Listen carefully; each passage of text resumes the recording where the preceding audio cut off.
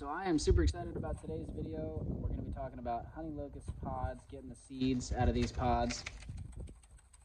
You can hear the seeds rattling around in there. And yeah, like I said, I'm really excited about this video. I'm honestly kind of low energy today. You know, I don't know what's going on. I don't have a ton of energy today, but I'm in good spirits. I'm excited about making this video and just excited about processing these seeds and sharing what I'm learning about doing it. Just turn the camera around here, show you a little bit about what the scene looks like today. We're gonna get into the specifics of my, the whole setup I got going on here, how I'm doing it. But this is kind of what the scene looks like. And what I did was, I had about double the amount of pods that you see here right now. This whole tarp was covered. Yesterday, I spent probably about an hour fiddling with different techniques and trying to see what works and what doesn't and what method I want to actually use to process these seeds and then showcase in the video. So this bucket is the result of yesterday's work. I'm not totally finished yet. You can hear there's a lot of, well, let me see if I can try to show you. There's a lot of seeds in the bottom of this bucket. There's also a lot of chaff in here. You see here the seeds are, right? There's a lot of seeds, a lot of chaff. I still haven't finished cleaning these, but those are a lot closer to clean than the pods are. And so this really marks, for me, a big milestone in my seed saving journey. I've tried processing honey locust seed pods before and not had great luck, first of all, I never had such a large quantity of seeds to work with as what I have right now on the tarp behind me here. So I have a lot to actually play with. I've only had, handfuls of pods here and there in the past. And in the past, I never found a good, fast method to make it work. I was always going through by hand and trying to kind of just squeeze out, one seed at a time, like so. And that works. You certainly can do that. It's very slow. It can be enjoyable, if you have a few pods and you're sitting around and listening to a podcast or some music, watching some TV. It can be fun to go through here. With two hands, it's easier than one. You can get through at a reasonable speed, just punching the seeds out there. But if you have any more than a handful, if you have like a bucket full or I had a few trash bags full. And you see here's like this bucket's all the way full. This tarp was all the way full. I think I have another bucket at home. Doing these by hand would take a very long time. It would not be very efficient. Okay, so anyway, the way that I got around that is I'm basically just using dry seed processing techniques, which I've talked about in other videos. I'm kind of making a mess. I got seeds all over the place here. I've talked about in other videos, and the reason I say this is a milestone for me is that this is the first time that I've applied what I know about dry seeds, collards, beans, that sort of thing. It's the first time I've applied those sorts of techniques and skills to a large quantity of tree seed like this honey locust here. All right, so the basic gist is you want some sort of container and you want to drill with a paint mixer. That's kind of the method that I'm using here. And I found that you really got to beat these pods up a lot with the drill, with the paint mixer. And I happen to have a few of these metal buckets lying around, and that was very helpful. I was originally doing this in plastic buckets, and the metal bucket certainly helps. I think you could get by without it if you just had plastic ones, but the metal bucket helps a lot. The other thing that really helps, I was pointing out I've got seeds kind of all over the place in the dirt here. That's because at first I wasn't using a lid. So I took this bucket lid, drilled a hole in it to put my bit through, and that way when I put the drill into the bucket, I'm not having seeds flying all over the place. Another really important thing is to have a tarp. You're not gonna completely eliminate spills and seeds flying places. So if you can have a tarp so you can collect any seeds that get missed, like here's a seed here, here's a seed here.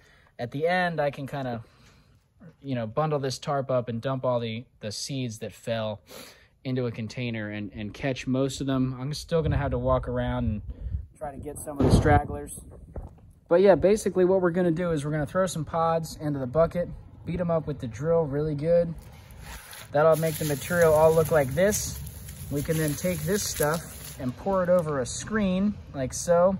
The seeds will fall through that screen into another container, and we'll be left with all this chaff, some of which, there's still some seeds in some of these. So we can come through and reprocess some of this stuff. There's actually not a seed right there, but there's still some seed in here for sure. I'm in here under the barn because this is where I've been drying these pods. That's something else important to mention, is that these pods need to be pretty dry for this to work. I've had them drying out flat for a few weeks.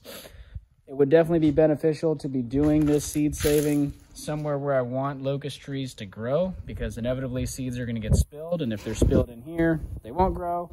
If I spill them out somewhere out there, we might get some volunteer trees, something worth mentioning.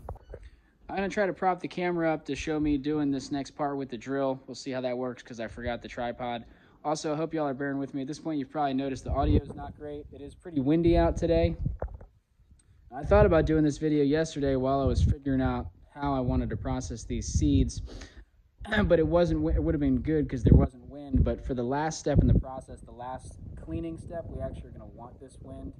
So we'll talk about that, but hopefully you can bear with me on the audio. I'll put captions up on the video to make it easier to understand what I'm saying. I like to get this bucket pretty good and stuffed, so it's about halfway full, pretty packed in there. Maybe we'll throw a few more pods, you know.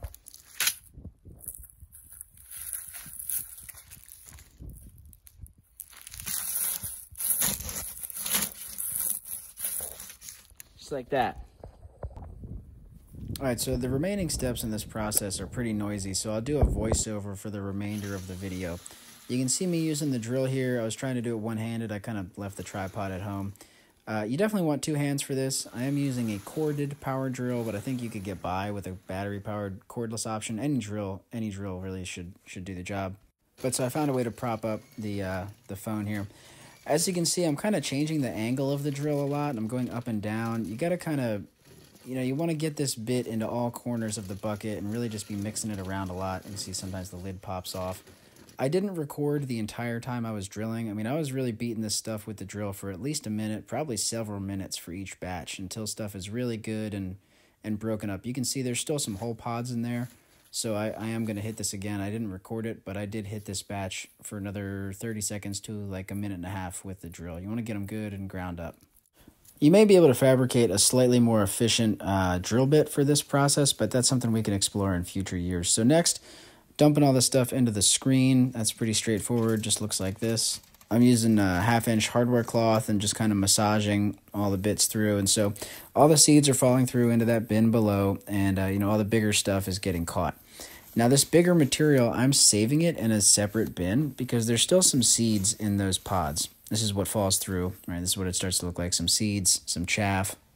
This is really the exciting part. You're starting to see the reward of all of your work, all those pretty shiny honey locust seeds.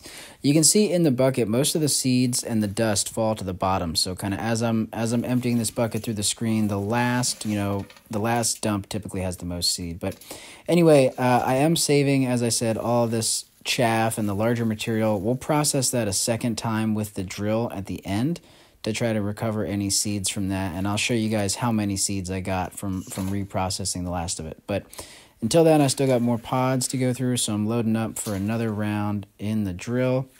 And then once it's all drilled, we'll move on to the next step, which is technically called winnowing, but we're basically just trying to clean the seeds further, you know, after we get them through the screen. So you can use a box fan or any sort of fan, but a windy day works just as well. Luckily, we had some wind today, and this technique is called winnowing. You may have seen me or other people doing this for other types of seed in different videos. A lot of you have probably done this yourself for various types of seed, but the basic gist is you have the seed and the dust and the chaff in one bucket, and you have a container in front of you, and you stand downwind and just, you know, slowly shake the contents of the bucket out into the bin. And all the lighter material will get blown away in the wind, and the seeds, because they're heavier, they'll fall straight down into your second container. This does take some practice. It can be a little bit scary at first. You don't want to lose seeds, so you can place a tarp down or do this somewhere where you would like to have, you know, seed volunteers later.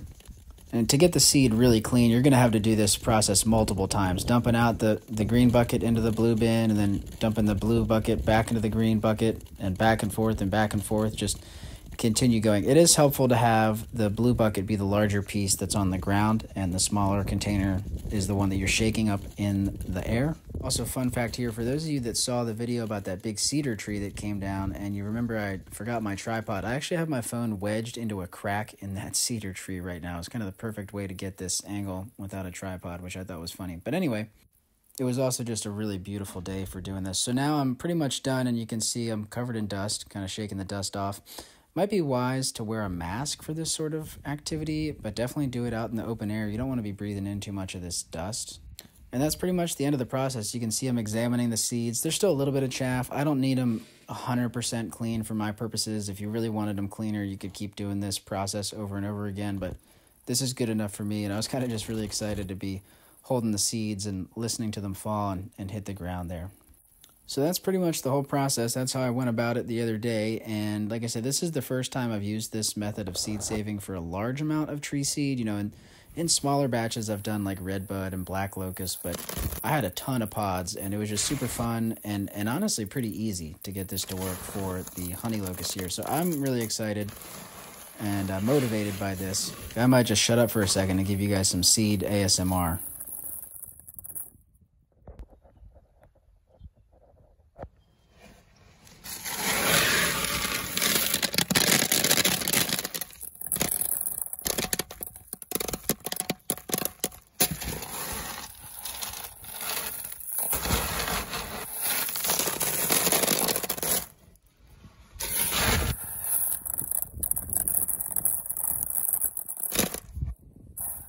It's probably wise to leave these seeds out like in a single layer flat to dry for another few days or a week or so before putting them into storage. They're pretty dry, but just to be safe, it's a good idea. Now, if you recall the leftover large material that we sorted out with the screen, I took all of that and processed it with a drill again, and this is how many seeds I got, so that's totally worth it to me. It's a significant amount of seeds, but if it's not worth the time for you, you could chuck these out as mulch out in the field, and those seeds might volunteer in the future.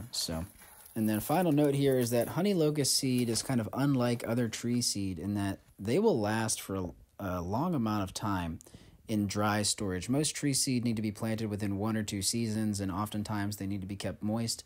Honey locust seeds can be dried out like most garden seeds, and they can be stored for a long period of time. The length of time that they can be stored increases if they have to be kept dry, but if they're kept in a cool, dark place, maybe even the fridge or the freezer, you can really extend the life on these for a long time. As we get closer to spring, I can make a video and go into more in-depth about sprouting these seeds or germinating the honey locust seeds, getting them to grow. The basic gist is that they respond well to scarification. I've also stratified them in the past. I've had some luck stratifying them and not doing any scarification, but most folks recommend scarifying them. There's multiple ways to go about that, and we can get into that, like I said, in another video in the spring. But you can store them dry, and then whenever you're ready to plant, you can give them that scarification process. It's pretty quick and easy. Or if you want to try stratification, you can try that too if you have the time. Like I said, I have had luck stratifying honey locust seeds, but it's not commonly recommended for some reason.